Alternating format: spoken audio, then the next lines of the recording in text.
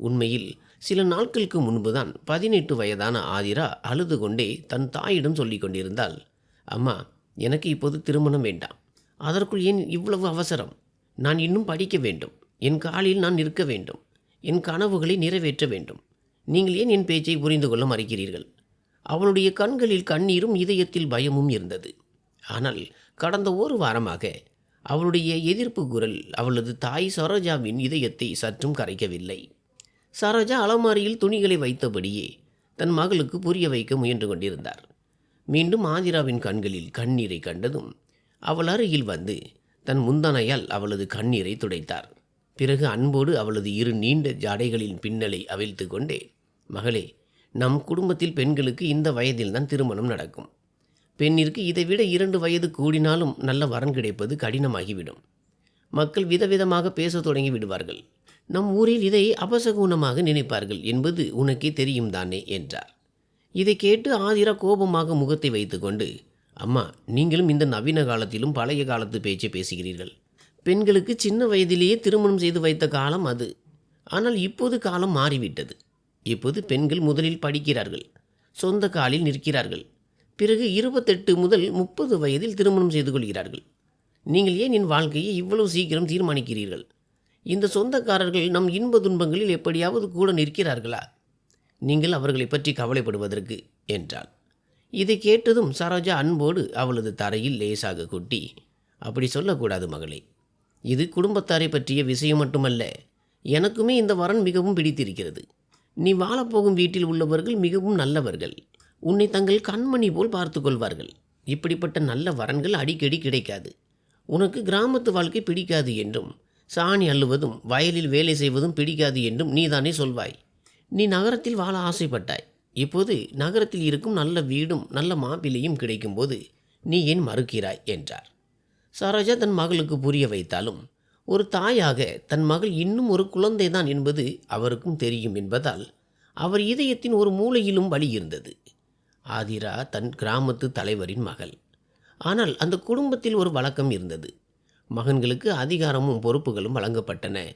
ஆனால் மகள்கள் இளமை பருவத்தில் கால் பதித்தவுடனேயே அவர்களுக்கு வரன் தேட தொடங்கி விடுவார்கள். பெண்ணிற்கு 18 வயது ஆனவுடனேயே திருமணம் செய்து வைக்க வேண்டும் என்பதில் உறுதியாக இருந்தார்கள். ஏனெனில் அந்த பகுதியில் பகைகள் அதிகம் இருந்ததால் எதிரிகள் யாராவது தங்கள் மகளுக்கு தீங்கு விளைவித்து குடும்ப கௌரவத்தை குலைத்து விடுவார்களோ என்ற பயம் குடும்பத்தினருக்கு இருந்தது. இந்த பயமும் இந்த வழக்கங்களுமே ஆதிராவின் வாழ்க்கையை தீர்மானித்திருந்தன. இப்போது அவளது திருமணத்திற்கு இன்னும் 2 நாட்களே இருந்தன. பயத்தின் காரணமாக அவளது வயிற்றில் ஏதோ ஒரு கலக்கம் இருந்து கொண்டே இருந்தது. அவள் தன் அறையில் அமர்ந்து அமைதியாக அழுது கொண்டிருந்தாள். அப்போதுதான் அவளுடைய தாய் பக்கத்து வீட்டில் வசிக்கும் அவளது தோழி ரீத்துவை அவள் அருகே அனுப்பினார். ரீத்துவிற்கு திருமணமாகி 2 மாதங்களே ஆகியிருந்தன. அவளுடைய வயது வெறும் 19 தான். சரோஜா அவளிடம், மகளே, உனக்கு தான் ஆதிராவை பற்றி தெரியும் தானே. அவளுக்கு இன்னும் விளையாடுவதில் தான் ஆர்வம் இருக்கிறது. அவளுக்கு இன்னும் பெண்களுக்கான முதிர்ச்சி வரவில்லை. நான் அவளுக்கு புரிய வைக்க அமர்ந்தால் என் பேச்சை கேட்காமலேயே ஓடிவிடுகிறாள். இப்போது அவளுக்கு திருமணமாக போகிறது. அவள் ஒரு புதிய உறவையும் புதிய பொறுப்பையும் எதிர்கொள்ள வேண்டும். அதனால் கணவன் மனைவி உறவு என்றால் என்ன, கணவனை எப்படி மகிழ்ச்சியாக வைத்திருக்க வேண்டும் என்று நீ அவளுக்கு புரிய வை. நாளை அவனுடைய கணவன் அவளுக்கு அருகில் வரும்போது இவள் பயந்து போய் ஏதேனும் சலசலப்பை ஏற்படுத்திவிடக்கூடாது. அதோடு அவள் நகரத்திற்கு போகிறாள். அங்கேயுள்ள வாழ்க்கை வித்தியாசமானது என்று கூறியிருந்தார். ரீத்து வந்து ஆதிராவின் அருகில் அமர்ந்து மெதுவாக பேச்சை தொடங்கினாள். ஆதிரா, திருமணத்திற்கு பிறகு என்னென்ன நடக்கும் என்று உனக்கு உண்மையிலே தெரியுமா? ஆதிரா உடனே முகத்தை சுளித்து கொண்டு, ஏன் தெரியாது? அம்மா எல்லாவற்றையும் சொல்லியிருக்கிறார்கள். திருமணத்திற்கு பிறகு பெண் எப்போதும் நன்றாக தயாராக இருக்க வேண்டும். கைகளில் வளையல்களை அணிய வேண்டும். முகத்தில் பொட்டும் வைக்க வேண்டும். பிறகு கணவனின் வேலைகளை செய்ய வேண்டும். அவனுடைய காலணிகளை சுத்தம் செய்ய வேண்டும். துணிகளை துவைக்க வேண்டும். சுவையான உணவு சமைத்து கொடுக்க வேண்டும். மாமனார் மாமியாரை உபசரிக்க வேண்டும். இவ்வளவுதானே என்று தன் விரல்களால் ஒவ்வொன்றாக எண்ணி கூறினாள். ரீத்து லேசாக புன்னகைத்து, இதெல்லாம் பகலில் நடக்கும் விஷயங்கள். ஆனால் இரவு வரும்போது கணவனும் மனைவியும் ஒரே அறையில் ஒரே படுக்கையில் ஒன்றாக இருக்கும்போது என்ன நடக்கும் என்று உனக்கு ஏதேனும் தெரியுமா என்றாள். இதை கேட்டு ஆதிரா ஆச்சரியத்துடன் ரீத்துவை பார்த்து, அதில் என்ன நடக்கப் போகிறது? இருவரும் தூங்கி விடுவார்கள்.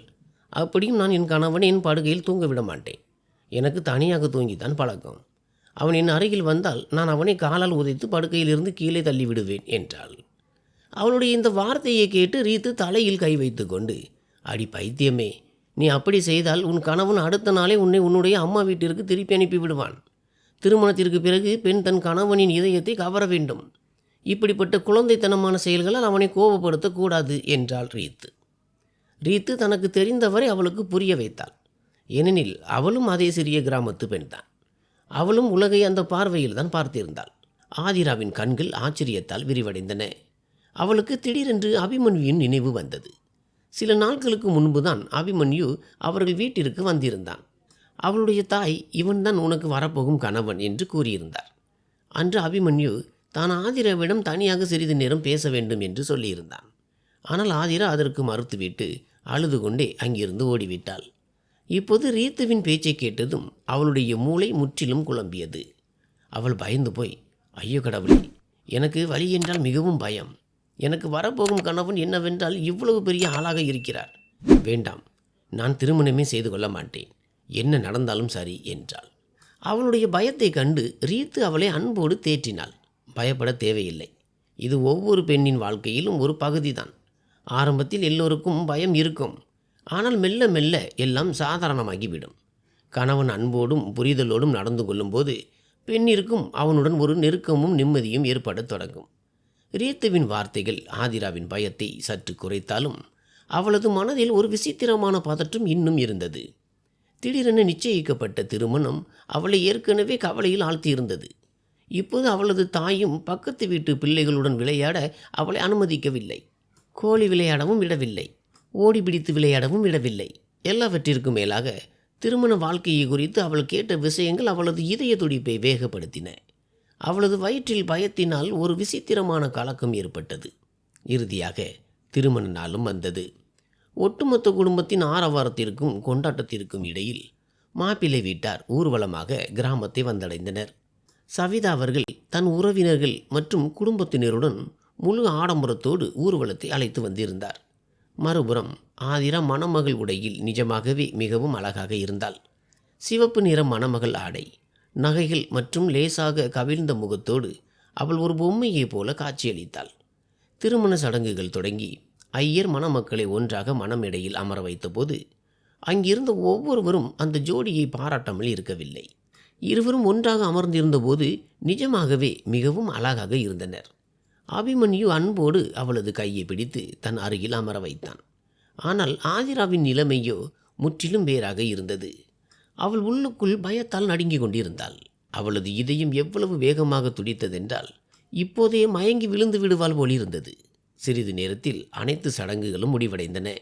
ஒவ்வொரு பெண்ணும் பயப்படும் மற்றும் காத்திருக்கும் அந்த விடைபெறும் நேரமும் வந்தது. விடைபெறும் நேரம் வந்தபோது சரோஜா தன் மகளை கட்டி அணைத்து கொண்டு சத்தமாக அழத் தொடங்கினார். பிறகு சவிதா அவர்களிடம் சென்று கைகளை கூப்பி, சகோதரி, என் மகள் மிகவும் செல்லமானவள். உண்மையை சொல்வதானால் நீங்கள் இந்த வரனுக்காக இவ்வளவு வற்புறுத்தவில்லை என்றால் இவ்வளவு சிறிய வயதில் என் மகளுக்கு நான் திருமணமே செய்து வைத்திருக்க மாட்டேன். அவள் இன்னும் 2-3 ஆண்டுகள் படிக்க வேண்டும். சற்றே முதிர்ச்சி அடைய வேண்டும். அதன் பிறகு அவளுக்கு ஒரு வாழ்க்கையை அமைக்க வேண்டும் என்றுதான் நான் விரும்பினேன்.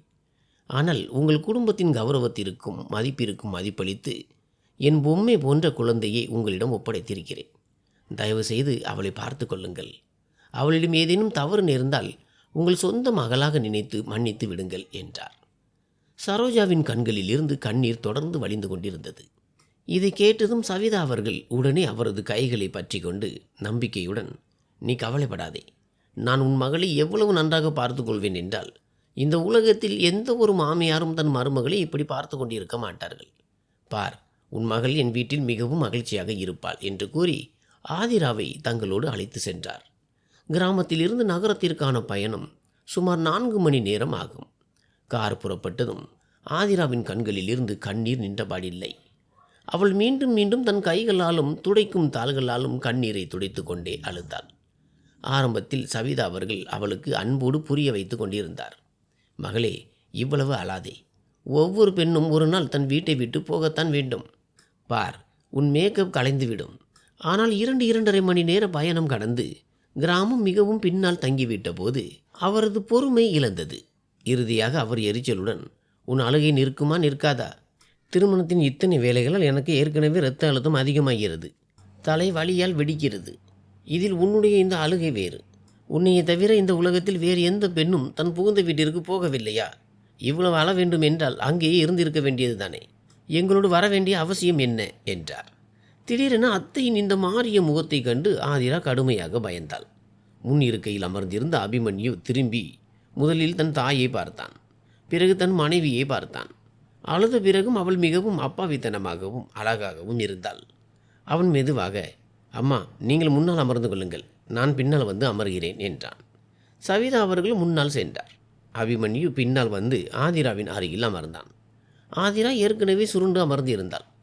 அபிமன்யு அவளுக்கு மிகவும் அருகில் அமர்ந்து மெதுவாக அவளது தோளில் கை வைத்து, கவலைப்படாதே அன்பே, இப்போது அழுகையை நிறுத்து.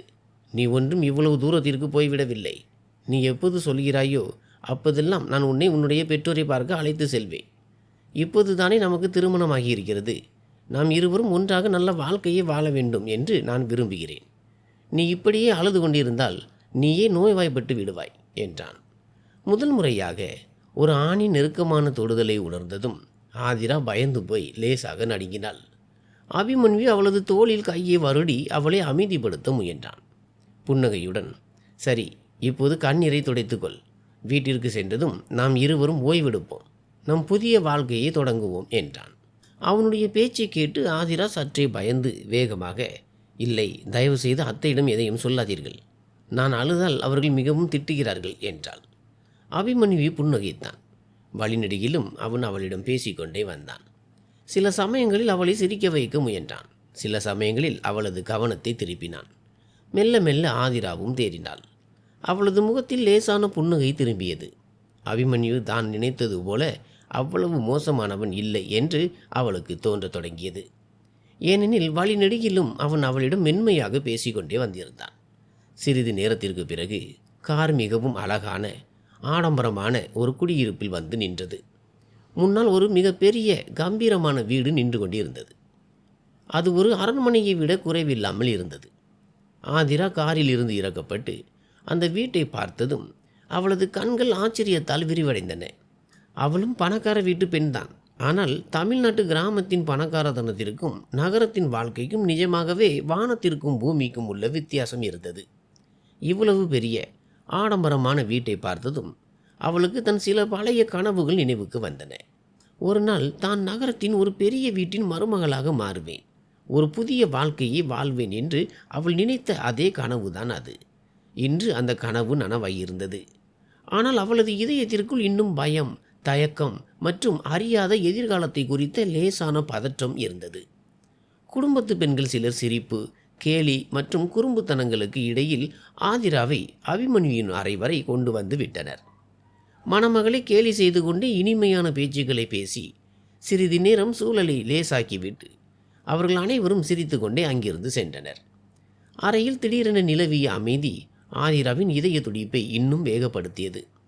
வரப்போகும் நேரத்தை குறித்து நினைத்து நினைத்து அவள் பயந்திருந்தாள். அவளது மனதில் விதவிதமான கேள்விகள் எழுந்தன. ஆனால் வழிநெடுகிலும் அபிமன்யுவின் நடத்தை அவளுக்கு மிகவும் மென்மையாகவும் புரிதலோடும் இருப்பதாக தோன்றியிருந்தது. எனவே அவன் அறைக்குள் வரும்போது தான் இன்னும் இந்த புதிய வாழ்க்கைக்கு தயாராக இல்லை என்றும் சற்றே கால அவகாசம் வேண்டும் என்றும் அவனிடம் தெளிவாக கூறிவிடலாம் என்று அவள் மனதிற்குள் நினைத்து கொண்டிருந்தாள். சிறிது நேரத்தில் கதவு திறக்கப்பட்டு அபிமன்யு அறைக்குள் வந்தான். அவன் மெதுவாக அவள் அருகில் வந்து அமர்ந்து மிகவும் அன்போடு அவளது கையை தன் கையில் எடுத்துக்கொண்டான். பிறகு பையிலிருந்து ஒரு சிறிய பெட்டியை எடுத்து ஒரு அழகான வைர மோதிரத்தை ஆதிராவின் விரலில் அணிவித்து புன்னகையுடன், இது என் தரப்பிலிருந்து உனக்கான ஒரு சிறிய பரிசு என்றான். அதன் பிறகு அவளை உற்று பார்த்து, காலையிலிருந்து நீ இந்த கனமான ஆடைகளிலும் நகைகளிலும் அமர்ந்திருக்கிறாய். அதோடு இவ்வளவு நீண்ட தூர பயணமும் செய்திருக்கிறாய். கண்டிப்பாக மிகவும் சோர்வாக இருப்பாய்.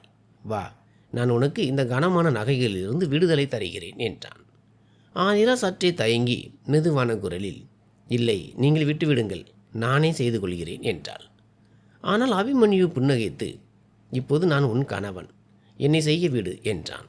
இப்படி சொல்லிக்கொண்டே அவன் அவளை மெதுவாக அலங்கார மேஜையின் முன்னால் அமர வைத்தான். அவன் ஒவ்வொரு நகையாக அவளிடமிருந்து கலற்றத் தொடங்கினான். முதலில் கனமான ஆரம், பிறகு வளையல்கள், பிறகு காதணிகள். ஒவ்வொரு நகையை கலற்றும் போதும் அவனுடைய பார்வை மீண்டும் மீண்டும் ஆதிராவின் அப்பாவி முகத்தில் நிலைத்து நின்றது. பிறகு அவன் அவளது தலை முந்தானையை மெதுவாக ஒரு பக்கமாக எடுத்து வைத்தான். அலங்கரிக்கப்பட்ட ஆதிராவின் எளிமையான அழகை கண்டு அபிமன்யு சில நொடிகள் தன்னை மறந்தான். அவனுடைய கண்களில் ஒரு விசித்திரமான ஒளி தோன்றியது. அவன் தன்னை தேற்றிக்கொள்ள முயன்றான். ஆனால் ஆதிராவின் அப்பாவித்தனமும் அவளது கவிழ்ந்த பார்வையும் அவனை இன்னும் அதிகமாக பாராட்ட தூண்டின. அறையில் லேசான நறுமணம் பரவியிருந்தது. வெளியே இரவின் அமைதி நிலவியது. அந்த நொடியில் ஆதிராவின் இதயம் பயத்தாலும் தயக்கத்தாலும் நிறைந்திருந்தது. அபிமன்யு மெல்ல மெல்ல அவளுக்கு அருகில் வந்து அமர்ந்தான். ஆரம்பத்தில் ஆதிரா இதற்கெல்லாம் பயந்தாள். ஆனால் மெல்ல மெல்ல அவள் அந்த நொடியின் தயக்கத்திற்கும் புதிய வாழ்க்கையின் தொடக்கத்திற்கும் இடையில் குழம்பத் தொடங்கினாள். இருப்பினும் வெட்கத்துடன் அவள் மெதுவான குரலில், அபிமன்யு, தயவு செய்து சற்று பொறுங்கள் என்றாள். அபிமன்யு லேசான புன்னகையுடன், ஏன், இதில் பயப்படுவதற்கு என்ன இருக்கிறது என்றான். ஆதிரா தயக்கத்துடன், ஒரு மாதிரி விசித்திரமாக இருக்கிறது, பயமாக இருக்கிறது என்றாள். அபிமன்யு அவளுக்கு புரிய வைக்க முயன்று அவளது தோளருகில் கை வைத்தான். அவளை அமைதிப்படுத்த முயன்றான். அறையில் லேசான அமைதி நிலவியது. இருவருக்கும் இடையில் ஒரு விசித்திரமான தயக்கமும் புதிய உறவின் அறியாத தொடக்கத்தின் உணர்வும் இருந்தது.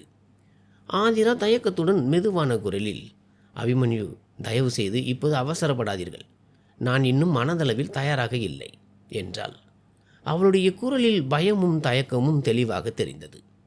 ஆனால் அபிமன்யு தன் எண்ணங்களின் ஓட்டத்தில் அடித்து செல்லப்பட்டிருந்தான். அவன் புன்னகைத்து, அது எப்படி முடியும்? நீ என்னை எவ்வளவு தவிக்க விட்டிருக்கிறாய் என்று உனக்கு கொஞ்சம் கூட தெரியாது. உன்னை நான் பார்த்த அந்த நாளிலிருந்தே நீ எப்போது என் வாழ்க்கை துணையாக வருவாய் என்றுதான் நான் சிந்தித்து கொண்டிருந்தேன். இன்று அந்த நொடி இறுதியாக வந்திருக்கும் போது நான் உன்னை எப்படி என்னிடமிருந்து தூர போக விடுவேன்? எல்லாவற்றிற்கும் மேலாக சில பழைய கணக்குகளையும் தீர்க்க வேண்டியிருக்கிறதே என்றான். இதை கேட்டு ஆதிரா அதிர்ச்சியடைந்தாள். அவள் அவனுடைய கைகளுக்குள் லேசாக திமிரிக் கொண்டே, என்ன கணக்கு? எந்த பழைய கணக்கை பற்றி நீங்கள் பேசுகிறீர்கள் என்றாள். அபிமன்யு சிரித்து, அதேதான். நிஜமாகவே மறந்துவிட்டாயா? கடந்த 6 மாதங்களாக நீ என்னை எவ்வளவு அலைய வைத்திருக்கிறாய்.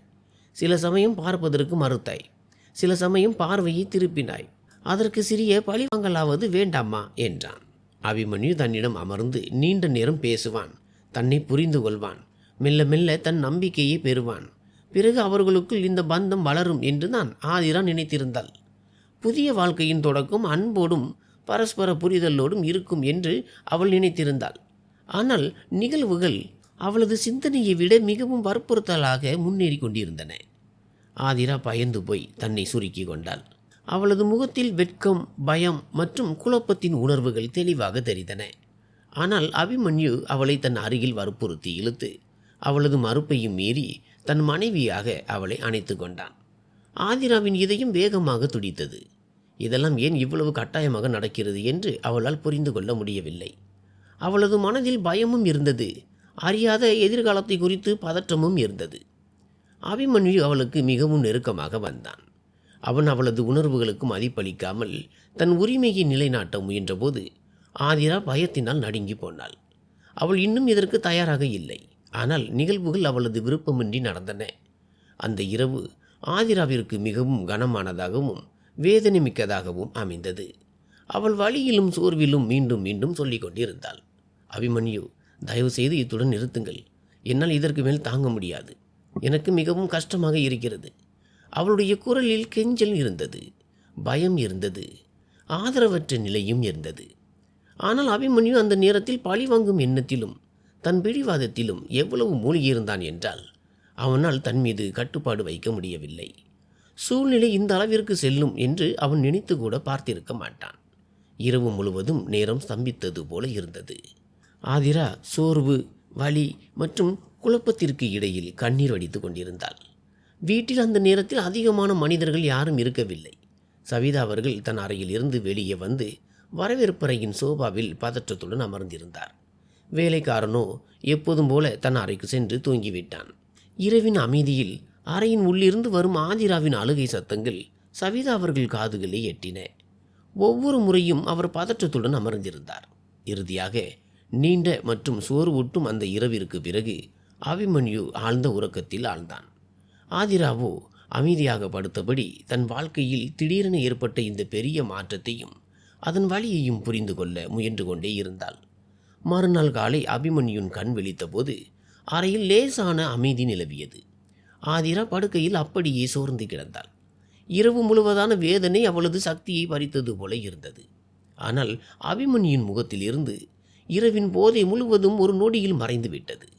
அவன் எழுந்து குளித்துவிட்டு அறையிலிருந்து வெளியே வந்தான். முன்னால் இருந்த சோபாவின் மீது அவனுடைய பார்வை விழுந்ததும் அவன் ஸ்தம்பித்தான். அவனுடைய தாய் சவிதா அவர்கள் சோபாவில் சாய்ந்தபடியே அங்கேயே தூங்கிவிட்டிருந்தார். இந்த காட்சியை கண்டதும் அபிமன்யுவின் இதயத்தில் லேசான பதற்றம் ஏற்பட்டு அவன் வேகமாக அவரிடம் சென்றான்.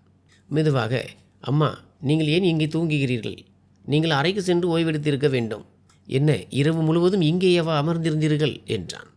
மகனின் குரலை கேட்டு சவிதா அவர்கள் கண் விழித்தார். அவர் அபிமன்யுவை பார்த்த உடனேயே அவருடைய கண்களில் கோபமும் கடுமையும் தெளிவாக தெரிந்தன. அபிமன்யு சற்றே குழப்பமடைந்து, என்ன ஆச்சு அம்மா? நான் ஏதேனும் தவறு செய்து விட்டேனா? நீங்கள் என் மீது கோபமாக இருக்கிறீர்களா என்று கூறி அவரது கையை பற்றினான். ஆனால் சவிதா அவர்கள் கோபத்துடன் அவனுடைய கையை தட்டிவிட்டார். அவர் முக சிவப்போடு, நான் உனக்கு தெளிவாக மறுத்திருந்தேன் அபிமன்யு. அந்த பெண்ணை நீ சீரழித்து விடுவாய் என்று சொல்லியிருந்தேன். எனக்கு அந்த பெண்ணை பார்த்தால் விஷம் போல இருக்கிறது. அவள் மீது எனக்கு வெறுப்பு. எவ்வளவு வெறுப்பென்றால், என் வசம் இருந்தால் என் கைகளாலேயே அவளது உயிரை எடுத்து விடுவேன். நீ என்னவென்றால் இரவு முழுவதும் அவளோடு அறையில் இருந்தாய். நீயும் மற்ற மனிதர்களைப் போல மாறிவிட்டாயா? உன் தாயின் வார்த்தைக்கு நீ கொஞ்சம் கூட மதிப்பு கொடுக்கவில்லையா? அந்த பெண்ணை நீ நிஜமாகவே உன் மனைவியாக ஏற்றுக்கொண்டு விட்டாயா என்றார். அவர் கோபத்துடன் மேலும், நான் உன்னிடம் சொன்னேன் அல்லவா, தர்மலிங்கம் அவர்கள் குடும்பத்தை சீரழிக்க வேண்டும் என்று. அவர்களுடைய மகளை இந்த அளவிற்கு அவமானப்படுத்தி காயப்படுத்த வேண்டும். ஒட்டுமொத்த குடும்பமும் தவிக்க வேண்டும். அவர்கள் அழுது அழுது உடையும் வரை என் இதயத்திற்கு நிம்மதி கிடைக்காது என்றார். தன் தாயின் இந்த வார்த்தைகளை கேட்டதும் அபிமன்யுவின் முகத்தில் மெல்ல மெல்ல ஒரு விசித்திரமான புன்னகை படர்ந்தது. அவன் தன் தாயின் கையை பிடித்து கொண்டு ஒரு லேசான வஞ்சக புன்னகையுடன், அம்மா, உங்களுக்கு நிஜமாகவே நான் அந்த பெண்ணை தன் மனைவியாக ஏற்றுக்கொண்டு விட்டேன் என்று தோன்றுகிறதா? தேவையே இல்லை. இப்படிப்பட்ட பெண்ணை நான் உங்கள் காலடியில் பலியிடுவேன். அவளை நான் அந்த அளவிற்கு உடைத்திருக்கிறேன். அவளை இங்கே அழைத்து வந்த உடனேயே விவாகரத்து கொடுத்து அனுப்பிவிட வேண்டும். தர்மலிங்கம் அவர்கள் குடும்பம் தன் மகளை தேடி அலைய வேண்டும். அப்போது உங்களுக்கு நிம்மதி கிடைக்கும் என்று தானே நீங்கள் விரும்பினீர்கள். ஆனால் நான் அதைவிட பெரிய ஆட்டத்தை ஆடியிருக்கிறேன். இரவு முழுவதும் நான் அவளை அந்த அளவிற்கு அள வைத்து அவளது கௌரவத்தை சிதைத்திருக்கிறேன். இனி அவள் வேறு எந்த ஆணையும் எதிர்கொள்ளும் துணிவை இழந்து விடுவாள். அவளது இதயத்தில் அப்படிப்பட்ட பயத்தை விதைத்திருக்கிறேன். இனி அவள் ஆண்களின் நிழலை கண்டே நடுங்குவாள் என்றான். இதை கேட்டதும் சவிதா அவர்கள் முகத்திலும் ஒரு ஆபத்தான புன்னகை வந்தது. தாய் மகன் இருவரும் ஒரு விஷயத்தை அறியாது இருந்தனர். அறையின் உள்ளிருந்து எழுந்து வலியால் முணங்கிக் கொண்டே ஆதிரா கதவு வரை வந்திருந்தாள். அவள் அத்தையிடம் ஏதேனும் வலி நிவாரணை கேட்கலாம் என்றுதான் கஷ்டப்பட்டு நடந்து வந்திருந்தாள். ஆனால் அவர்களுடைய பேச்சை கேட்டதும் அவளது காலடி மண் சரிந்தது. அங்கே சவிதா அவர்கள் அலட்சியத்துடன், அப்படியென்றால் வேறு என்ன தாமதம்? போ, அந்த குப்பையை உன் அறையில் இருந்து இழுத்து கொண்டு வா. இங்கேயே எந்த நிலையில் இருக்கிறாளோ அதே நிலையில் என் முன்னால் கொண்டு வா. அவளை முட்டி தள்ளி இந்த வீட்டை விட்டு வெளியே அனுப்பு. இன்றே அவளுக்கு விவாகரத்து கொடு. இன்று என் பழிவாங்கல் நிறைவேறும். இன்று என் இதயத்திற்கு நிம்மதி கிடைக்கும் என்றார். அபிமன்யு சிறு வயதிலிருந்தே தன் தாயின் ஒவ்வொரு வார்த்தையும் கேட்டு வளர்ந்தவன். அவன் கடுமையான முகத்துடன் அறையை நோக்கி நடந்தான். ஆனால் அவன் கதவை திறந்தவுடனே முன்னால் இருந்த காட்சியை கண்டு அவனுடைய காலடிகள் ஒரு நொடி ஸ்தம்பித்தன. ஏனெனில் ஆதிரா படுக்கையில் இல்லை. அவன் உடனே குளியலறையின் கதவை தட்டினான். ஆனால் அது உள்ளிருந்து பூட்டப்பட்டிருந்தது. அவன் கோபத்துடன் அங்கேயே காத்திருக்க தொடங்கினான். அவள் வெளியே வந்தவுடனேயே அவள் முகத்தில் விவாகரத்து பத்திரங்களை வீச வேண்டும் என்று அவன் நினைத்தான். அதை அவன் ஏற்கனவே தயாரித்து வைத்திருந்தான். ஆனால் அரை மணி நேரம் கடந்தது. கதவும் திறக்கவில்லை. உள்ளிருந்து எந்த சத்தமும் வரவில்லை. இப்போது அவனுடைய பொறுமை இழந்தது. அவன் பலவந்தமாக தட்டி கதவை உடைத்தான். உள்ளே நுழைந்ததும் அவனும் சவிதா அவர்களும் அதிர்ச்சியடைந்தனர். குளியலறையின் காற்றோட்ட ஜன்னல் திறந்திருந்தது. கீழே ஒரு நாற்காலி கிடந்தது. ஆனால் அங்கே ஆதிரா இல்லை. அவள் அதே ஜன்னல் வழியாக குதித்து கீழே பால்கனியில் இறங்கி அங்கிருந்து முற்றத்தின் படிக்கட்டுகள் வழியாக கீழே இறங்கி வீட்டை விட்டு ஓடிவிட்டிருந்தாள். சவிதா அவர்கள் பயந்து போய் கத்தினார். எங்கே போனால் அந்த பெண்? அபிமன்யு, நான் உன்னை கேட்கிறேன், எங்கே போனாள்? ஒருவேளை அவள் நம் பேச்சு கேட்டுவிட்டாளோ என்னவோ? போ, அவளை தேடி கூட்டி வா. என் தரப்பிலிருந்து தேவை என்றால் அவளை சுட்டு கொன்றுவிடு. ஆனால் அந்த பெண் உயிரோடு தன் குடும்பத்தாரிடம் போய் சேரக்கூடாது. அபிமன்யு அமைதியான குரலில், அமைதியாக இருங்கள் அம்மா, முற்றிலும் அமைதியாக இருங்கள். அவளுடைய குடும்பத்தார் ஏதேனும் கேள்வி கேட்டால் கூட அவள் தன் கள்ளக்காதலன் யாரோ ஒருவனுடன் ஓடிவிட்டாள் என்று நான் தெளிவாக சொல்லிவிடுவேன். எனக்கு அவளை தெரியாது. நீங்கள் கொஞ்சம் கூட கவலைப்படாதீர்கள். திட்டம் முதலாவது வேலை செய்யவில்லை என்றால் நாம் திட்டம் இரண்டாவதை பயன்படுத்துவோம் என்றான். இப்படி சொல்லிக்கொண்டே அவன் காரின் சாவியை எடுத்துக்கொண்டு வேகமாக வெளியே சென்றான், ஆதிராவை தேடுவதற்காக. ஆனால் ஆதிரா தன்னை ஒரு கருப்பு போர்வையால் போர்த்தி கொண்டு வீட்டின் பின்புற சந்தில் இருந்த ஒரு சிறிய கோவிலில் ஒளிந்து அமர்ந்திருந்தாள். போவதென்றாலும் அவள் எங்கே போவாள்? அவளுக்கு திரும்ப செல்லும் வழியும் தெரிந்திருக்கவில்லை. அவளிடம் பணமும் இல்லை. தனக்கு இப்படி நடந்திருக்கிறது என்பதை அவளால் இன்னும் நம்ப முடியவில்லை. அவளுக்கு தன் தாயின் மீதும் கோபம் வந்தது. எதையும் யோசிக்காமல் தன் திருமணத்தை இப்படிப்பட்ட மனிதர்களுடன் செய்து வைத்தாரே என்று. அவர்கள் எதற்காகவோ தங்களிடம் பழி வாங்குகிறார்கள் என்பதை நினைத்து கோவிலின் மூலையில் ஒளிந்து அமர்ந்திருந்த ஆதிராவின் மூளையில் திடீரென்று 6 மாதங்களுக்கு முன்பிருந்த அந்த நாள் நினைவுக்கு வந்தது.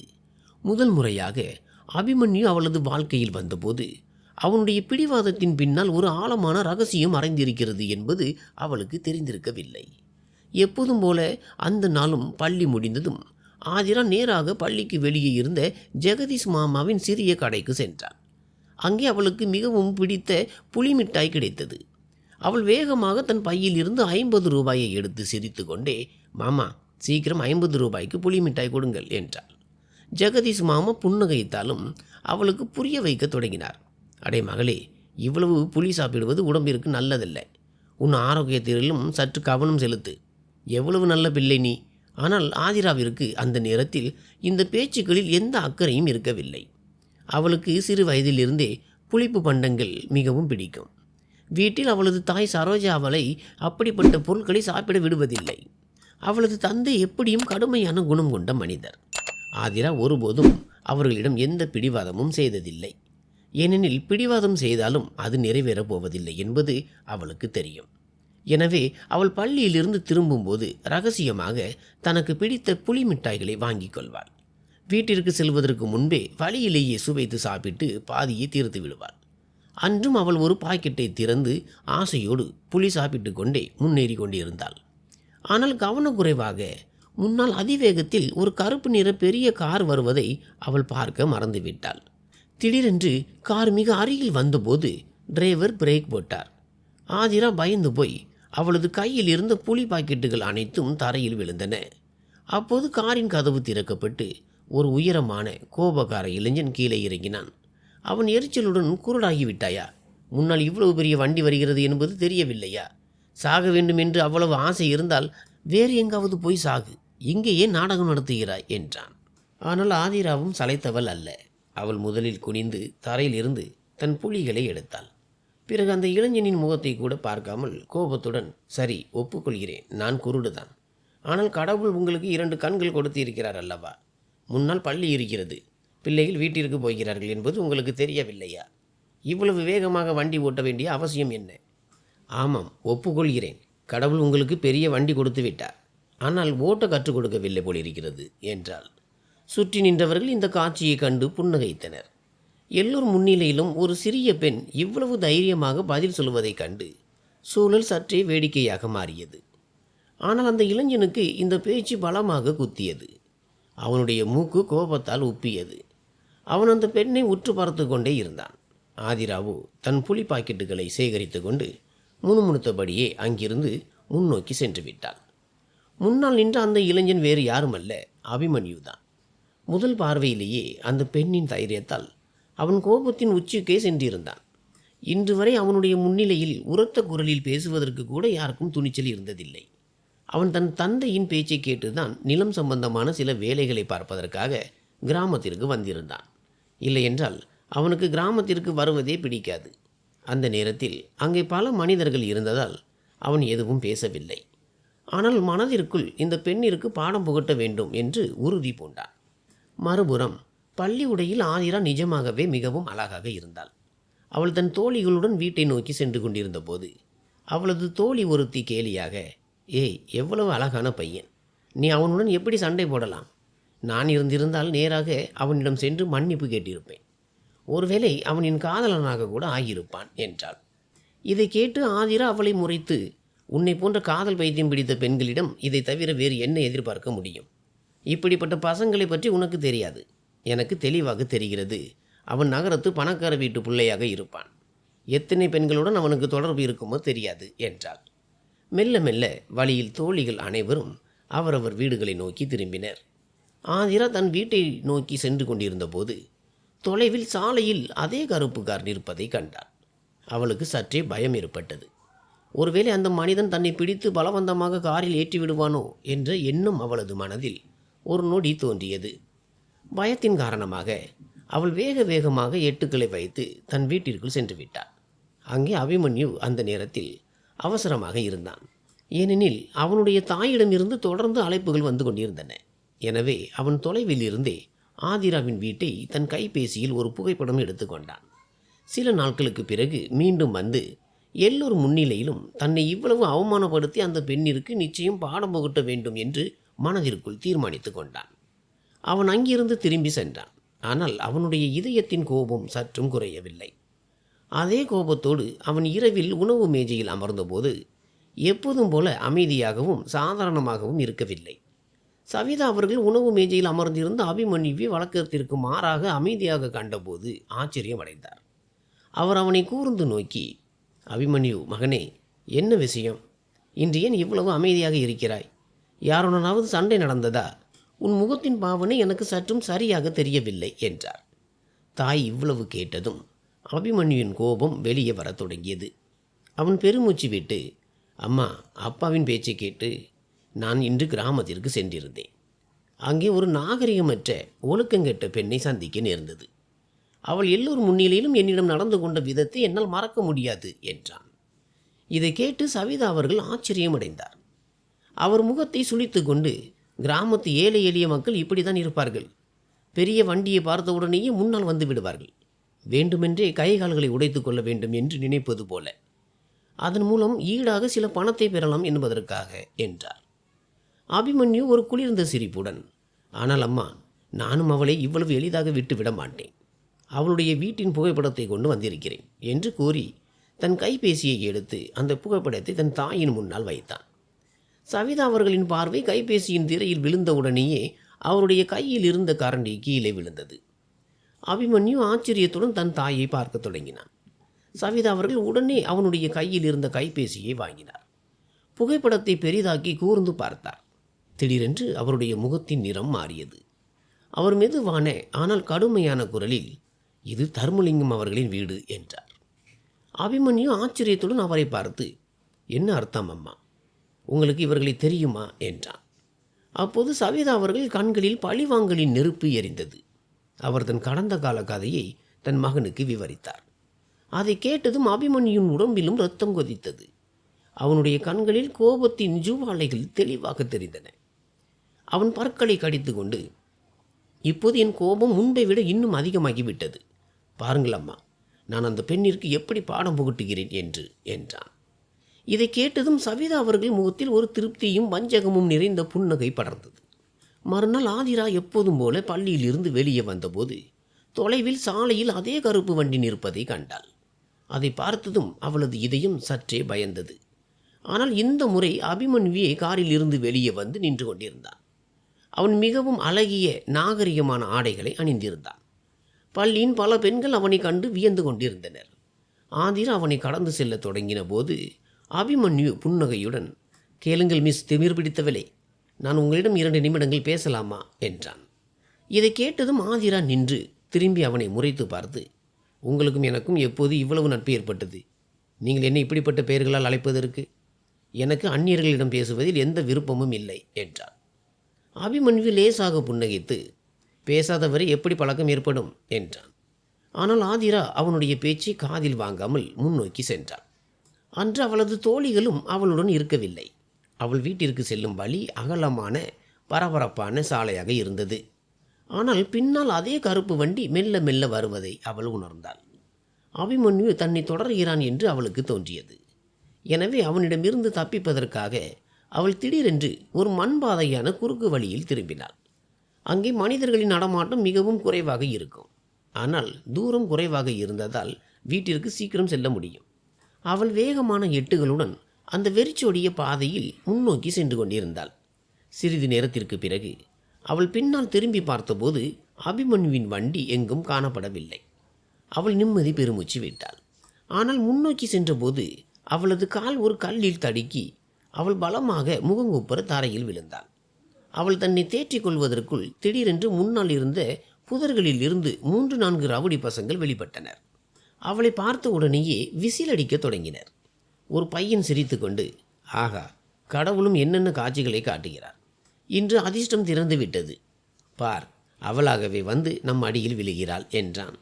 இதை கேட்டு ஆதிரா பயத்தால் நடுங்கத் தொடங்கினாள். அவர்களில் ஒரு பையன் முன்னோக்கி வந்து அவளை தொட முயன்றான். ஆதிரா சத்தமாக அலறினாள், காப்பாற்றுங்கள், காப்பாற்றுங்கள். அவள் எழுந்து ஓட முயன்றாள். ஆனால் 2 பசங்கள் அவளை பிடித்து கொண்டனர். 3வது பையன் வம்பாக அவளது கையை பிடிக்க சென்றான். அப்போதுதான் திடீரென்று ஒரு காரின் உரத்த ஹாரன் சத்தம் அங்கே ஒலித்தது. அடுத்த கணமே வண்டியில் இருந்து அபிமன்யு வெளியே வந்து அந்த பசங்கள் மீது பாய்ந்தான். அவன் அவர்கள் அனைவரையும் எவ்வளவு கொடூரமாக அடித்தான் என்றால் அவர்கள் பயந்து ஓடிவிட்டனர். ஆதிரா அழுது கொண்டே தன் பையை நெஞ்சோடு அணைத்து கொண்டு ஒரு பக்கமாக நின்றிருந்தாள். அபிமன்யு அவள் அருகே வந்து மென்மையாக, பயப்படாதே, இப்படி தனியாக வருவது சரியல்ல, வா, என் வண்டியில் அமர், நான் உன்னை வீட்டில் விடுகிறேன் என்றான். அந்த நேரத்தில் ஆதிராவுக்கு வேறு வழி இருக்கவில்லை. எனவே அவள் அமைதியாக அவனுடைய வண்டியில் அமர்ந்தாள். ஒரு நொடி அபிமன்யுவிற்கு அவளது அப்பாவித்தனத்தை கண்டு நிஜமாகவே பரிதாபமும் லேசான ஈர்ப்பும் ஏற்பட்டது. ஆனால் இதயத்தில் எரிந்து கொண்டிருந்த பழிவாங்கலின் நெருப்பு அவனுடைய அனைத்து உணர்வுகளையும் அமுக்கியது. அதன் பிறகு மெல்ல மெல்ல அபிமன்யுவின் கிராமத்து வருகைகள் அதிகரிக்க தொடங்கின. அவன் அடிக்கடி ஆதிராவை சந்திக்க முயன்றான். ஒரு நாள் புன்னகையுடன் அவளிடம், அழகான பெண்ணே, நீ என்னை மணந்து கொள்வாயா என்று கேட்டுவிட்டான். இதை கேட்டதும் ஆதிராவின் கோபம் உச்சத்துக்கே சென்றது. அவள் உடனே அவனுடைய சட்டை காலரை பிடித்து, வெட்கமாக இல்லை உங்களுக்கு? நீங்கள் என்னை விட இவ்வளவு பெரியவர், நான் இன்னும் ஒரு சிறுமி, என் வயது என்ன? எவ்வளவு மோசமானவர் நீங்கள்! என் மீது எப்படிப்பட்ட பார்வை வைத்தீர்கள்? நகரத்தில் எத்தனை காதலிகள் இருக்கிறார்களோ உங்களுக்கு! இப்போது என்னையும் அந்த பெண்களைப் போல நினைக்கிறீர்களா? இனிமேல் இந்த கிராமத்தில் உங்களை பார்க்கக்கூடாது, இல்லை என்றால் நான் என் அப்பாவிடம் புகார் செய்து உங்களை அடிக்க வைத்து விடுவேன் என்றார். ஆனால் அபிமன்யு இவ்வளவு எளிதாக தோல்வியை ஒப்புக்கொள்பவன் அல்ல என்பது அவளுக்கு தெரிந்திருக்கவில்லை. சில நாட்களுக்கு பிறகு அவன் முறைப்படி வரன் எடுத்துக்கொண்டு அவளது வீட்டிற்கே வந்துவிட்டான். பிறகு அவளது விதி எப்படி மாறும் என்றால், இன்று அதே ஆதிரா முற்றிலும் உடைந்து ஆதரவற்று பயந்து போய் ஒரு கோவிலின் மூலையில் ஒளிந்து அமர்ந்திருக்கும் நிலை ஏற்படும். ஆதிரா வாழ்ந்த அந்த கிராமத்தில் விவாகரத்து என்ற பெயரை உச்சரிப்பது கூட ஒரு பாவமாக கருதப்பட்டது. ஒருவேளை தற்செயலாக ஏதேனும் ஒரு பெண்ணிற்கு விவாகரத்து ஆகிவிட்டால் அவளது தந்தையின் கௌரவம் ஒட்டுமொத்த கிராமத்தின் முன்னிலையிலும் மண்ணாகிவிடும். மக்கள் அவமதிப்பார்கள், வசைபாடுவார்கள், அந்த குடும்பத்தை எப்போதும் தலைகுனிய வைத்து விடுவார்கள். அபிமன்யு நிஜமாகவே தனக்கு விவாகரத்து கொடுத்து தான் விவாகரத்து பெற்று தன் வீட்டிற்கு திரும்பினால் கிராமத்து மக்கள் என்னென்ன பேசுவார்கள் என்று நினைத்து ஆதிராவின் இதயம் நடுங்கியது. திருமணம் முதல் இரவிலேயே பெண் விவாகரத்து பெற்று திரும்பி வந்து விட்டாலே அப்படி என்னதான் நடந்தது என்றுதான் மக்கள் பேசுவார்கள். அவளது தந்தை தர்மலிங்கம் அவர்கள் கிராமத்தின் தலைவர். அனைவரும் அவரை மரியாதையோடு பார்த்தனர். இந்த விஷயம் பரவினால் அவர்களுடைய ஒட்டுமொத்த மரியாதையும் ஒரு நொடியில் அழிந்துவிடும். இதை நினைத்த உடனேயே ஆதிராவுக்கு மூச்சு முட்டுவது போல இருந்தது. ஒரு ஆழமான பயத்தின் நிழல் அவளை சூழ்ந்தது. அங்கே அபிமன்யும் அவளை எல்லா இடங்களிலும் தேட முயன்று கொண்டிருந்தான். ஆனால் அவள் எங்கும் கிடைக்கவில்லை. 2 நாட்கள் கடந்தன. அப்போது சவிதா அவர்கள் அவனிடம், எனக்கு தோன்றுகிறது அந்த ராசி இல்லாத பெண் தன் அப்பாவின் வீட்டிற்கு தான் சென்றிருப்பாள் என்று. நீ போ, அவளுடைய அப்பாவின் முன்னிலேயே அவளுக்கு விவாகரத்து கொடுத்து விட்டு வா. அதுதான் அந்த தர்மலிங்கம் அவர்கள் குடும்பத்திற்கான உண்மையான தண்டனையாக இருக்கும் என்றார். தன் தாயின் பேச்சை கேட்டு அபிமன்யு உடனே வீட்டிலிருந்து புறப்பட்டான். வழி நெடுகிலும் அவனுடைய மூளையில் திருமண வாழ்க்கையை குறித்து அவன் ஆதிராவிடம் அநீதியாக நடந்து கொண்டு அந்த நொடிகள் சுழன்று கொண்டிருந்தன. அவளது அடக்கப்பட்ட அழுகையின் சத்தம், அவளது கண்களில் இருந்து வழிந்த கண்ணீர், அவளது பயந்த முகம் அனைத்தும் அவனுக்கு நினைவுக்கு வந்தன. ஆனால் அடுத்த கணமே அவன் அந்த நினைவுகளை இதயத்தில் இருந்து தூக்கி எறிய விரும்புவது போல தன் தலையை உலுக்கி கொண்டான். சுமார் 4 மணி நேர நீண்ட பயணத்திற்கு பிறகு அவன் கிராமத்தை வந்தடைந்தான். எந்த தயக்கமும் இன்றி தன் கர்வமான பாணியில் அவன் நேராக தன் மாமனார் வீட்டு முற்றத்திற்கு சென்றான். அவனுக்கு முன்னால் சரோஜா தெரிந்தார். அவர் வேக வேகமாக அவனிடம் வந்து மிகவும் அன்போடு, அடே மாப்பிள்ளை, எப்படி இருக்கிறாய்? திடீரென்று வந்து விட்டாய். சொல்லியிருந்தால் நான் ஏதேனும் ஏற்பாடு செய்திருப்பேனே என்றார். பிறகு அங்கும் இங்கும் பார்த்து, ஏன் ஆதிரா உன்னுடன் வரவில்லையா?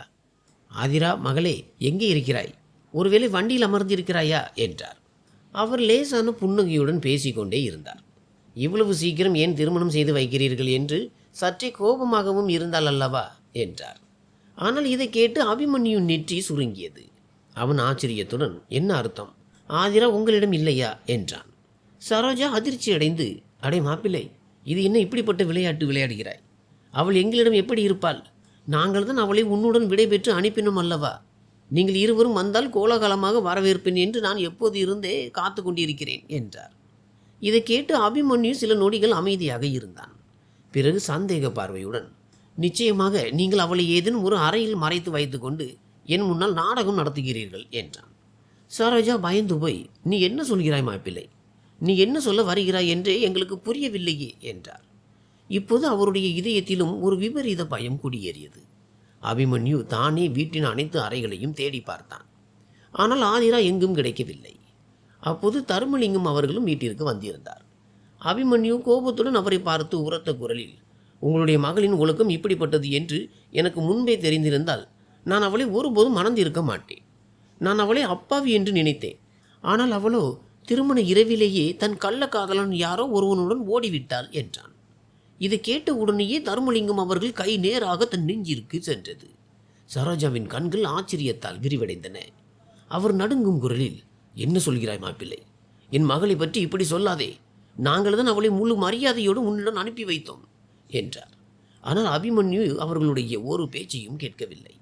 உரத்த குரலில் ஆதிராவின் ஒழுக்கத்தின் மீது பழி சுமத்திவிட்டு அங்கிருந்து புறப்பட்டான். வயதான பெற்றோரின் நிலைமை என்னவாகும் என்பதை பற்றி அவன் சற்றும் கவலைப்படவில்லை.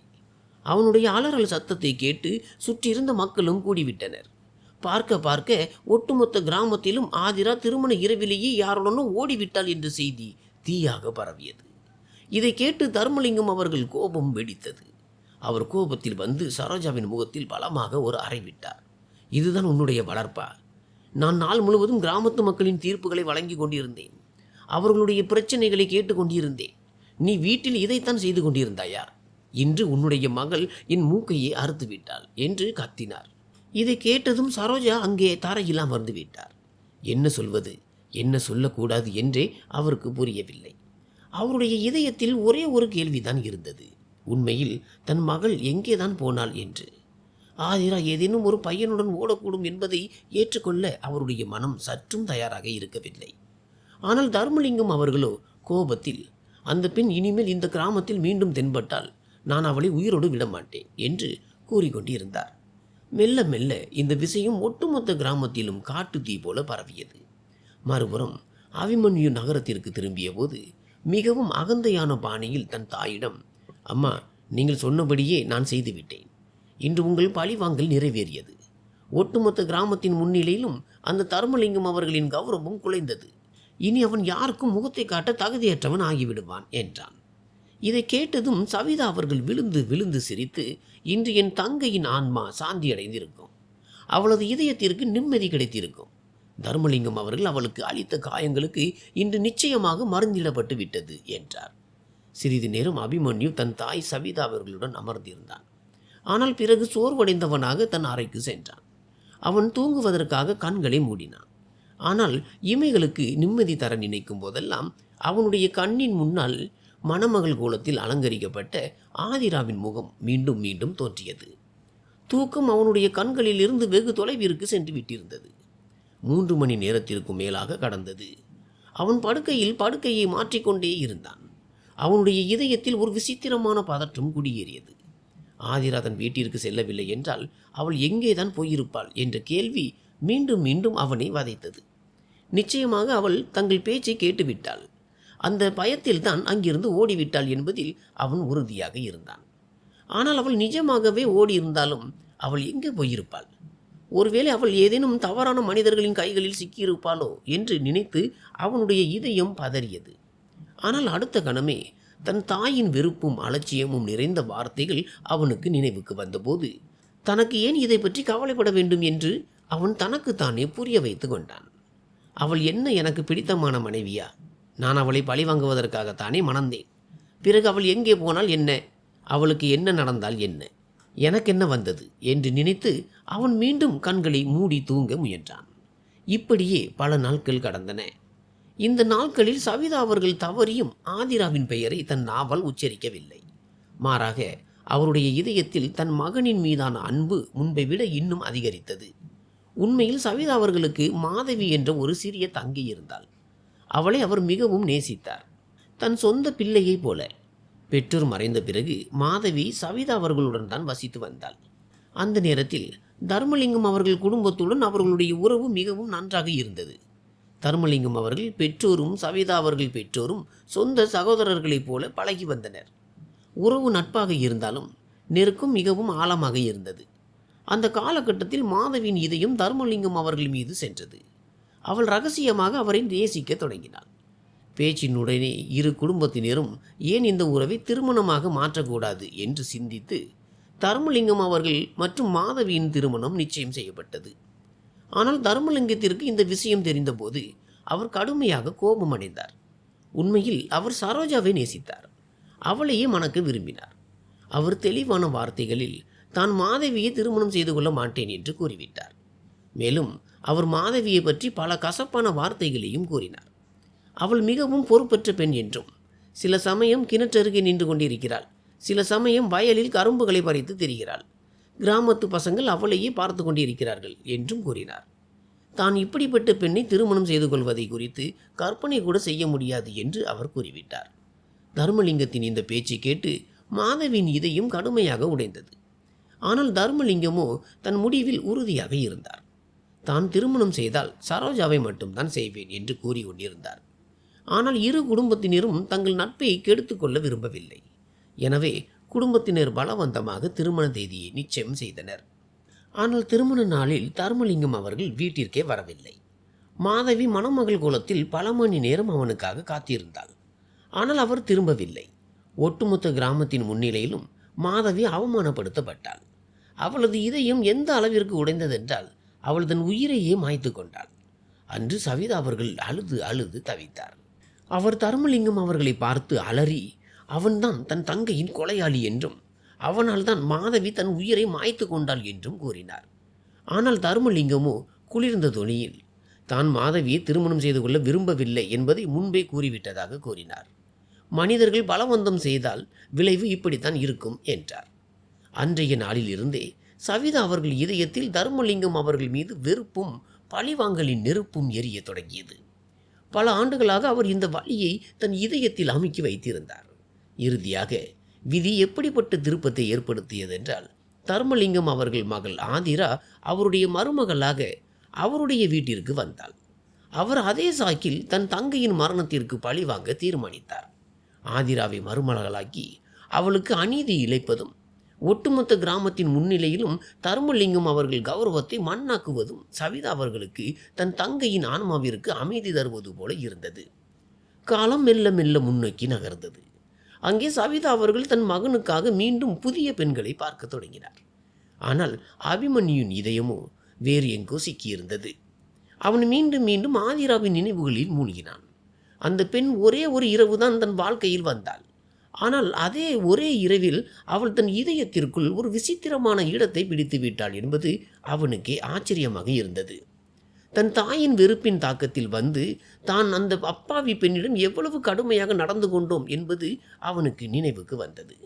அவள் வேதனைப்பட்ட போது அவளது கண்களில் இருந்து கண்ணீர் வழிந்த போதும் தான் இரக்கம் காட்டவில்லை என்பதை நினைத்தான். இப்போது அதையெல்லாம் நினைக்கும் போது அவனுடைய மனசாட்சி அவனை உறுத்தியது. அவன் தன்னை ஒரு குற்றவாளியாக உணரத் தொடங்கினான். பலமுறை அவன் அவளை தேட முயன்றான். கிராமத்திற்கும் தன் மனிதர்களை அனுப்பி ஆதிரா தன் வீட்டிற்கு திரும்பி இருக்கிறாளா என்று விசாரித்தான். ஆனால் ஒவ்வொரு முறையும் தர்மலிங்கம் அவர்கள் தன் மகள் கிராமத்தில் எங்கேனும் தென்பட்டால் தன் கைகளாலேயே அவளை கொன்று விடுவேன் என்று தெளிவாக கூறிவிட்டதாகவே செய்தி கிடைத்தது. இதை கேட்டு அபிமன்யு பெருமூச்சு விட்டு அமைதியானான். மெல்ல மெல்ல ஆதிராவின் நினைவுகள் அவனுடைய இதயத்தில் காதலாக மாறத் தொடங்கின. இரவுகளில் அவனுக்கு தூக்கம் வரவில்லை. அவனுடைய இந்த நிலைமையை கண்டு சவிதா அவர்களும் கவலையடைந்தார். அவர் அவனிடம் மீண்டும் மீண்டும் அவனுக்கு என்ன ஆயிற்று என்றும் தொழிலில் ஏதேனும் நஷ்டம் ஏற்பட்டு விட்டதா என்றும் கேட்டார். ஆனால் அபிமன்யுவால் தன் இதயத்தில் எப்படிப்பட்ட குற்ற உணர்வும் நெருப்பும் எரியுன்றது என்பதை தன் தாயிடம் சொல்ல முடியவில்லை. பார்க்க பார்க்க 6 மாதங்கள் கடந்துவிட்டன. ஒரு நாள் திடீரென்று அபிமன்யுவிற்கு கிராமத்தில் இருந்து செய்தி கிடைத்தது. ஐயா, கிடங்கில் தீப்பிடித்து விட்டது, சீக்கிரம் வாருங்கள். இதை கேட்டதும் அவன் பதற்றத்துடன் எழுந்தான். தன் தாயிடம் எதையும் சொல்லாமல் வண்டியின் சாவியை எடுத்துக்கொண்டு அவசரமாக கிராமத்திற்கு புறப்பட்டான். அதிவேகத்தில் வண்டி ஓட்டி கிராமத்தை வந்தடைந்தான். கிராமத்திற்கு சென்றபோதுதான் அவனுக்கு தெரிந்தது, கிடங்கில் வேலை செய்யும் தேவா என்ற வேலைக்காரன் அங்கே அமர்ந்து புகைப்பிடித்து விட்டு அதை அணைக்காமலேயே தூக்கி எறிந்துவிட்டு வெளியே சென்றிருந்தான் என்று. இதனால் இயந்திரங்களுக்கு இடையில் தீப்பற்றி கொண்டது. தீ எவ்வளவு வேகமாக இருந்ததென்றால் அதன் ஜுவாலைகள் வானை தொட்டன. தீயணைப்பு வண்டி அழைக்கப்பட்டது. ஆனால் கிராமத்தின் மண் பாதைகளின் காரணமாக அவர்கள் கிடங்கை வந்தடைய மிகவும் தாமதமானது. தீ அணைக்கப்படுவதற்குள் அபிமன்யுவிற்கு பெரும் நஷ்டம் ஏற்பட்டிருந்தது. காலையின் லேசான சிவப்பு வானத்தில் பரவ தொடங்கியது.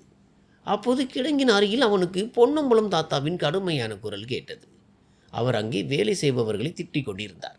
ஏய், உன்னுடைய நாடகம் இன்னும் முடியவில்லையா? போய் கிடங்கை சுத்தம் செய். தானிய மூட்டைகளை எடுத்து வெளியே வை. சரியாக இருப்பதை தனியாக பிரி. எரிந்து விட்டதை மறுபக்கத்தில் போடு. பொன்னம்பலம் எந்த கடுமையான தொனியில் பேசிக் கொண்டிருந்தார் என்று அபிமன்யு அந்த திசையில் திரும்பி பார்த்தான். அங்கே ஒரு பெண் ஒரு பெரிய போர்வையால் தன் முகத்தை மறைத்து கொண்டு அமர்ந்திருந்தாள். இதை பார்த்ததும் அபிமன்யுவின் நெற்றி சுருங்கியது. அவன் பொன்னம்பலத்திடம் கடுமையான குரலில், நான் உன்னிடம் தெளிவாக சொல்லியிருந்தேன் அல்லவா, இங்கே எந்த பெண்ணும் வேலை செய்யக்கூடாது என்று, ஆண்களை மட்டும்தான் வைத்திருக்க வேண்டும் என்றான். இதை கேட்டு பொன்னம்பலம் சமாதானம் சொல்வது போல், ஐயா, நான் இவளுக்கு எவ்வளவோ புரிய வைத்தேன் இங்கே வேலை இல்லை என்று. ஆனால் இவள் கேட்பதே இல்லை. எனக்கு வேலை கொடுங்கள், எனக்கு யாரும் ஆதரவு இல்லை என்று கூறினாள். எல்லாவற்றிற்கும் மேலாக இவள் கர்ப்பமாக இருக்கிறாள். எப்போது பார்த்தாலும் ஒரு மூலையில் கிடக்கிறாள். காய்ச்சலில் கொதிக்கிறாள். வேலையும் ஒழுங்காக செய்வதில்லை. சும்மா சாப்பாட்டிற்கு வந்து விடுகிறாள் என்றான். அவனுடைய இந்த பேச்சை கேட்ட உடனேயே அபிமன்யு கோபத்தில் அவனை அதட்டினான். வாயை மூடு, உனக்கு பேசுவதற்கு கொஞ்சம் கூட நாகரிகம் இல்லை. அதற்குள் அந்த பெண் எழுந்திருந்தாள். மற்ற வேலைக்காரர்களுடன் சேர்ந்து கிடங்கை சுத்தம் செய்ய தொடங்கினாள். ஆனால் அபிமன்யுவின் பார்வை மீண்டும் மீண்டும் அவளது மீதே நிலைத்தது. ஏனெனில் அவள் இதுவரை தன் முகத்தை மூடியே வைத்திருந்தாள். சிறிது நேரத்திற்கு பிறகு அபிமன்யு கிடங்கின் உள்ளே நிலவரத்தை பார்க்க சென்றபோது திடீரென்று அதே பெண் பலமாக இருமி கொண்டே அவனுடைய முன்னால் வந்தாள். புகையும் சாம்பலும் நிறைந்த அந்த சூழலில் அவளது மூச்சு திணறியது. அவள் தண்ணீர் கேட்டாள். அபிமன்யு உடனே அவளது கையை பிடித்து வெளியே அழைத்து வர நினைத்தான். ஆனால் வெளியே வருவதற்குள் அவள் மயங்கி விழுந்தாள். பொன்னம்பலம் தாத்தா பயந்து போய், ஐயா, இவளை விட்டு விடுங்கள், கை வைக்காதீர்கள், நான் என் மனைவியை அழைக்கிறேன், அவள் இவளை இங்கிருந்து வைத்தியரிடம் அழைத்து செல்வாள் என்றார். ஆனால் அதே நொடியில் அந்த பெண்ணின் முகத்தில் இருந்து போர்வை விலகியது. அபிமன்யு அப்படியே கல்லை போல உறைந்து நின்றான். சில நொடிகள் அவன் அந்த முகத்தையே பார்த்து கொண்டிருந்தான். அவள் வேறு யாருமல்ல, அவனுடைய மனைவி ஆதிராதான். ஆனால் அவளது நிலைமை இவ்வளவு மோசமாய் இருந்தது என்றால் அவளை அடையாளம் காண்பதே கடினமாக இருந்தது. முன்பு இருந்த அந்த அழகிய அப்பாவி ஆதிரா எங்கோ தொலைந்து போயிருந்தாள். அபிமன்யு உடனே அவளை தன் கைகளில் அள்ளி கொண்டு தாமதிக்காமல் வண்டியில் போட்டு மருத்துவமனையை நோக்கி ஓடினான். ஆதிரா தன் வயிற்றின் மீது கை வைத்து வேதனையால் முணங்கி கொண்டிருந்தாள். அபிமன்யுடன் பேசுவதற்கு வார்த்தைகளே இல்லை. மருத்துவமனை சென்றடைந்ததும் மருத்துவர்கள் அவளுக்கு சிகிச்சையை தொடங்கினர். சிறிது நேரத்திற்கு பிறகு நர்ஸ் அபிமன்யுவிடம், இந்த பெண் உங்களுக்கு என்ன உறவு என்று கேட்டார். அபிமன்யு மெதுவான குரலில், இவள் என் மனைவி என்றான். இதை கேட்டு நர்ஸின் கண்கள் ஆச்சரியத்தால் விரிவடைந்தன. அவர், நிஜமாகவா சொல்கிறீர்கள்? இவள் எங்குமே உங்கள் மனைவி போல தெரியவில்லையே என்றார். ஆனால் அபிமன்யு அவரை ஒரு கடுமையான பார்வையால் பார்த்ததால் அவர் அமைதியாகி படிவங்களில் அவளது பெயரை எழுதத் தொடங்கினார். மருத்துவர்கள் அவளுக்கு பல பரிசோதனைகளை செய்தனர். ஒவ்வொரு அறிக்கையிலும் ஏதோ ஒரு குறைபாடு தெரிந்தது. மருத்துவர் கடுமையான தொனியில், உங்கள் மனைவி மிகவும் பலவீனமாக இருக்கிறார். இந்த நிலைமையிலும் வேலை செய்கிறார். இவர்களுடைய குழந்தையும் ஏற்கனவே பலவீனமாக இருக்கிறது. இப்போது இவர்களுடைய ஆரோக்கியம் இன்னும் மோசமடையக்கூடும் என்றார். அபிமன்யு ஏதோ ஒரு சாக்கு போக்கு சொல்லி மருத்துவருக்கு பதிலளித்தான். சிறிது நேரத்திற்கு பிறகு ஆதிராவுக்கு நினைவு திரும்பியது. அவள் கண் விழித்த போது தன்னை மருத்துவமனை படுக்கையில் கண்டாள். அபிமன்யு அவளை நோக்கி வந்தவுடனேயே அவனை கண்டதும் ஆதிரா பயந்து போய் உடனே எழுந்து செல்ல முயன்றாள். அவள் கோபத்தில் தன் மணிக்கட்டிலிருந்து குளுக்கோஸ் ஊசியை இழுத்தாள். இரத்தம் கசிந்தது. ஆனால் அபிமன்யு உடனே அவளை பிடித்து கொண்டான். ஆதிரா நடுங்கும் குரலில் கத்தினாள், என்னை விட்டு விலகியிருங்கள். ஏன் இங்கே வந்தீர்கள்? போங்கள் இங்கிருந்து. எனக்கும் உங்களுக்கும் எந்த உறவும் இல்லை. நீங்கள் என்னை அவமானப்படுத்த விரும்பினீர்கள். என் அப்பாவிடம் பழி வாங்க விரும்பினீர்கள். பழி வாங்கி விட்டீர்கள் அல்லவா? நீங்கள் என்னை சீரழித்து விட்டீர்கள். நடுத்தெருவில் அலைவதற்காக விட்டு விட்டீர்கள் என்று ஒரே மூச்சில் எல்லாவற்றையும் கூறினாள். அப்போது மருத்துவர் உள்ளே வந்தார். அவளுக்கு மீண்டும் மயக்க ஊசி போடப்பட்டது. அவள் மீண்டும் படுக்கையில் கிடத்தப்பட்டாள். அபிமன்யு தலையை கவிழ்ந்தபடி அங்கேயே அமர்ந்தான். அவன் அந்த பெண்ணை எங்கெல்லாம் தேடவில்லை. ஆனால் அவள் அவனுடைய சொந்த கிடங்கிலேயே வேலைக்காரியாக வேலை செய்து கொண்டிருப்பாள் என்று அவன் சற்றும் நினைக்கவில்லை. அவனுடைய சொந்த மனைவியே அவனுடைய வேலைக்காரர்களின் முன்னிலையில் அவமானத்தை சுமக்க வேண்டியிருந்தது என்பதை நினைத்து அவன் தன் மீதே கோபமடைந்தான். அவன் வெளியே வந்து தன் வண்டியில் அமர்ந்தான். அங்கே அமர்ந்து மன வருத்தத்தில் தன்னை தானே நொந்து கொண்டான். தான் எவ்வளவு தகுதியற்ற கணவனாக இருந்திருக்கிறோம் என்று அவனுக்கு தோன்றியது. தன் சொந்த மனைவியிடமே இவ்வளவு பெரிய அநீதியை இழைத்திருக்கிறோம் என்று நினைத்தான். இதையெல்லாம் அவன் தன் தாயின் பேச்சை கேட்டுதான் செய்திருந்தான். ஆனால் இப்போது அவனுக்கு தன் செயலை குறித்து ஆழமான மன வருத்தம் இருந்தது. அதே நொடியில் அவன் ஆதிராவை தன்னோடு வீட்டிற்கு அழைத்து செல்ல தீர்மானித்தான். ஏனெனில் அவள் அவனுடைய குழந்தையின் தாயாக போகிறாள்.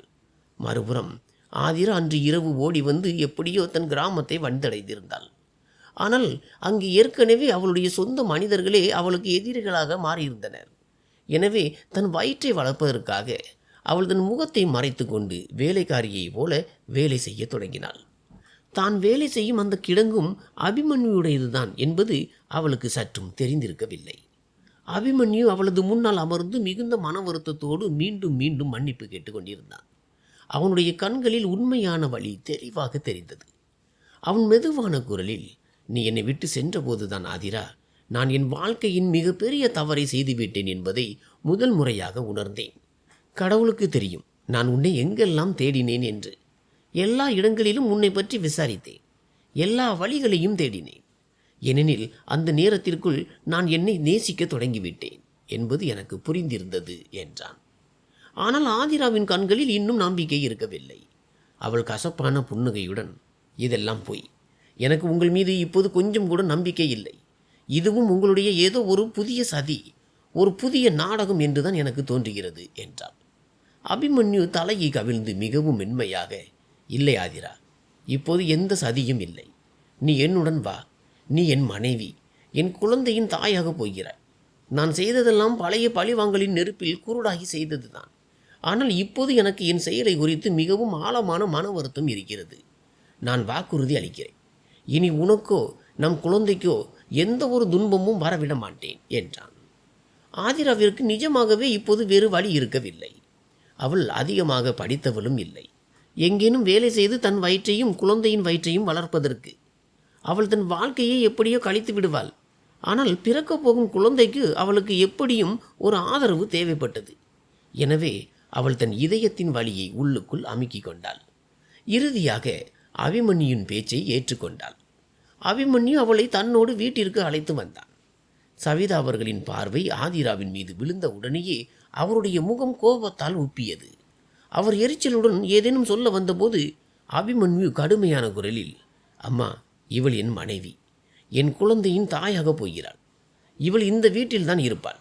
உங்களுடைய பேச்சை கேட்டு நான் ஏற்கனவே இவளிடம் எவ்வளவோ அநீதி இழைத்து விட்டேன். ஆனால் இனி அப்படி நடக்காது.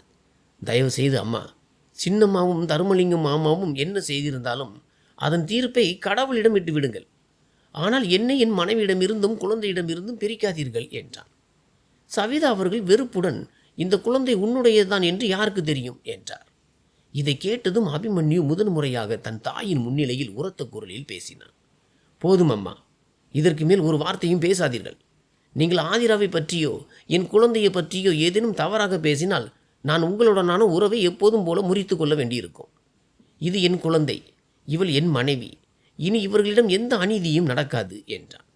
அபிமன்யு தனக்காக இப்படி நிற்பதைக் கண்டு ஆதிரா ஆச்சரியமடைந்தாள். தன்னிடம் எப்போதோ இவ்வளவு பெரிய அநீதியை இழைத்த அதே மனிதன் இன்று எல்லோர் முன்னிலையிலும் தனக்காக நிற்கிறான் என்பதை அவளால் நம்பவே முடியவில்லை.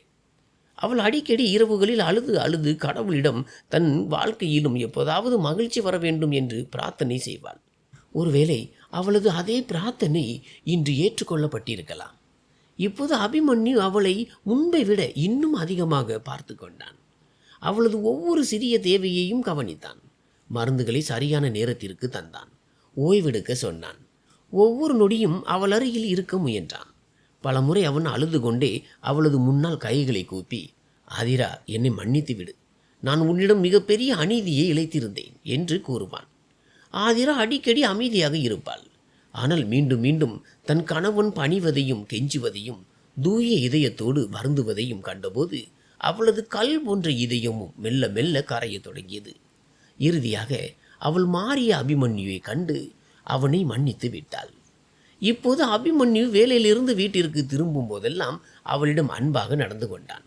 அவளது கூந்தலை அன்போடு வருடுவான். ஏதோ ஒரு விலைமதிப்பற்ற இளவரசியை போல. மெல்ல மெல்ல ஆதிராவின் இதயத்திலும் அவனுடைய மீதான காதல் விழித்து கொண்டது. காலம் கடந்தது. ஆதிரா ஒரு அழகான ஆண் குழந்தையை பெற்றெடுக்கும் அந்த நாளும் வந்தது. தன் குழந்தையை கைகளில் ஏந்திய போது ஆதிராவின் கண்களில் மகிழ்ச்சி கண்ணீர் வழிந்தது. அந்த சிறிய குழந்தை ஒட்டுமொத்த வீட்டின் சூழலையும் மாற்றியது. சவிதா அவர்கள் கூட தன் பேர குழந்தையை விட்டு விலகியிருக்க முடியவில்லை. மெல்ல மெல்ல அவருடைய இதயத்தின் கடினத்தன்மையும் குறையத் தொடங்கியது.